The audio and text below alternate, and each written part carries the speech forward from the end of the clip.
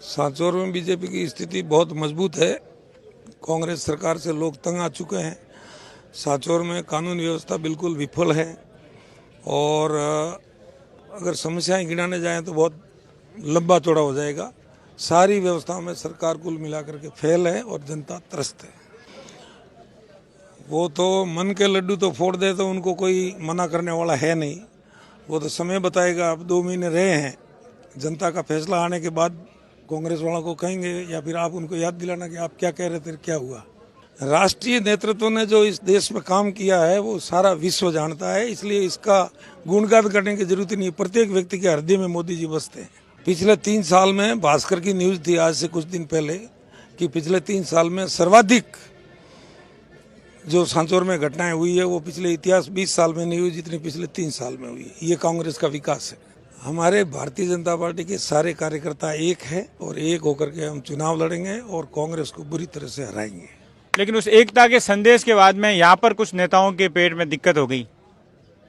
वो नेता जाने, उसमें हम तो क्या कर सकते हैं। हम तो भाजपा का परिवार है और भाजपा का परिवार एकदम सुदृढ़ है, स्ट्रांग है और खूब मजबूत है। चुनाव नजदीक आ चुके हैं, तैयारी पूरी कर ली आपने?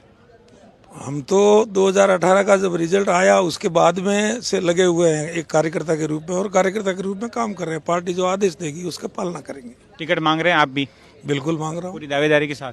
पूरी दावेदारी के साथ। कार्यकर्ता क्या चाह रहे हैं?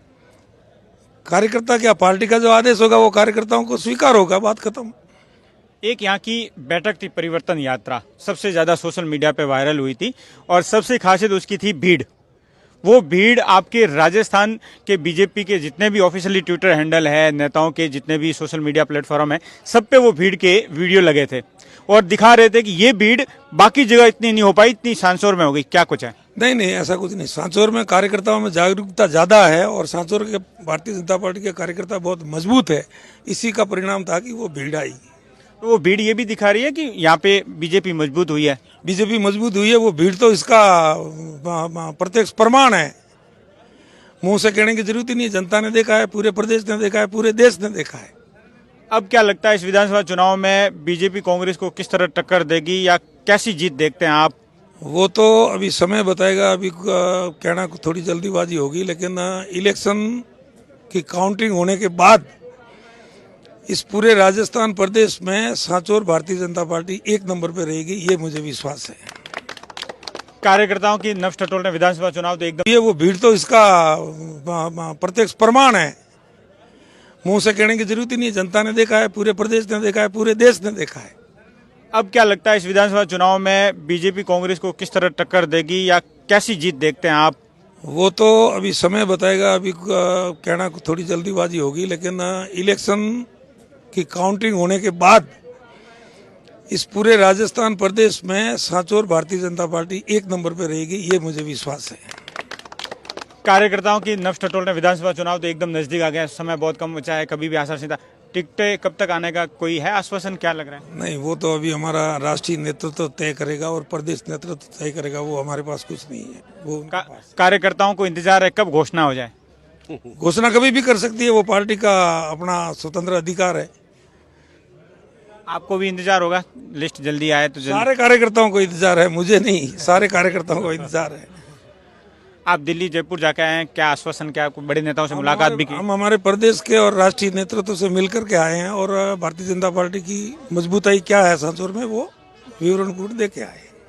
मजबूती, जैसे परिवर्तन यात्रा का आपने जिक्र किया, परिवर्तन यात्रा की भीड़ का जिक्र किया, अब क्या लगता है टक्कर कैसी रहेगी? पूरे राजस्थान की मैं बात करूं, क्या सीटें आ सकती है बीजेपी की? भारतीय जनता पार्टी 2/3 से मजबूती से मतलब सरकार बनाएगी और कांग्रेस का जैसा अभी जो वर्तमान में चल रही है व्यवस्था, अभी शायद 95 पर है, ये शायद 25 पर आने की संभावना है कांग्रेस की। कांग्रेस की 25 पे आने की संभावना आपने कहा। वसुंधरा राजे का क्या रोल हो सकता है इस विधानसभा चुनाव में? क्या लगता है भाजपा में क्या रोल रहेगा? वसुंधरा जी और हमारे सभी प्रदेश का नेतृत्व संगठित होकर के कांग्रेस को हराएंगे, ये रोल होगा वसुंधरा जी का। कांग्रेस वाले तो कह रहे हैं कि जैसा सचिन पायलट और अशोक गहलोत का झगड़ा, जिस तरीके से बीजेपी आरोप लगाती रही, वैसा वो भी आरोप लगाते हैं। कांग्रेस वाले कुछ भी कह सकते हैं, अभी कांग्रेस का राज है, कांग्रेस को पूरा कहने का अधिकार है, हम उसमें विवाद में पड़ना नहीं चाहते।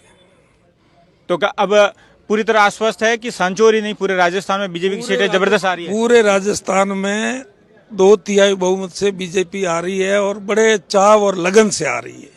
हर बार जालोर की बात करें, जालोर में 5 विधानसभाएं जिसमें 4 विधानसभा जीत जाते हैं, एक सीट जो सांचौर की है वो भाजपा हारती आई है। तो क्या लगता है इस बार नैया पार है? देखो, हार जीत चुनाव का एक पहलू है, उसमें कोई बड़ी बात नहीं है। हार जीत हर जगह होती है, लेकिन सांचौर में अब की बार जो जीत होगी वो पूरे प्रदेश में 1 नंबर पे रहेगी। मतलब ऐतिहासिक जीत की ओर देखते हैं आप? ऐतिहासिक जीत, ऐतिहासिक जीत। ऐसे क्या मायने, क्या देखते हैं, किस कारण ज्यादा बीजेपी का वोट बैंक इन 5 सालों में बढ़ा? नहीं, कांग्रेस की विफलता और कांग्रेस के राज में आम आदमी त्रस्त है। चाहे सुरक्षा की दृष्टि से कहो, एक आम आदमी, साधारण आदमी अगर सांचौर की बाजार से अपने घर जाने के लिए मतलब वो नहीं है तो फिर सुरक्षित नहीं है तो लफड़ा ही लफड़ा है, सब दुखी है पूरे। बीजेपी के नेताओं का और संगठन के पदाधिकारियों का तालमेल कैसा चल रहा है? पूरा फुल फ्लेश तालमेल है और सब एकजुट होकर के लड़ाई लड़ेंगे बहुत जोरदार।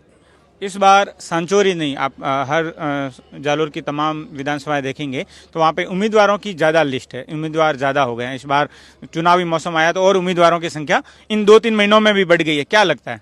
मोदी जी के नेतृत्व में भारतीय जनता पार्टी इतनी मजबूत हुई है कि प्रत्येक कार्यकर्ता को टिकट मांगने का अधिकार है और इस देश में जो विकास के कार्य हुए हैं इसलिए कार्यकर्ताओं में उत्सुकता है। टिकट मांगने का अधिकार है, मांग सकता कोई भी कार्यकर्ता। आज की पर्यवेक्षक की जो बैठक हुई है कैसी क्या रही? बैठक आपके सामने हुई है और पर्यवेक्षक साहब अभी कार्यकर्ताओं से मिल रहे हैं और उनका फीडबैक भी ले रहे हैं। 1-to-1 मुलाकात होगी? बिल्कुल होगी।